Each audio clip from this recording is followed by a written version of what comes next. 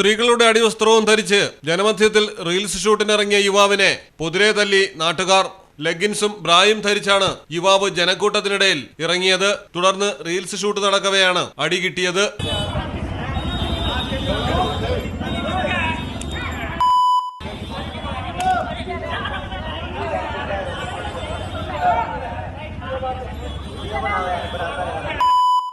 ഹരിയാനയിലാണ് സംഭവം നടന്നത്. പാനിപ്പത്തിലെ ഒരു ടൗണിലാണ് ഷൂട്ടിങ്ങിനായി യുവാവ് ബ്രാ ധരിച്ചെത്തിയത്.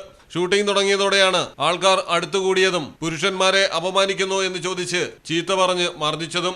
ഏതായാലും നാട്ടുകാർ തന്നെയാണ് യുവാവിനെ സ്ഥലത്തു നിന്ന് മാറ്റി രക്ഷപ്പെടുത്തിയത്.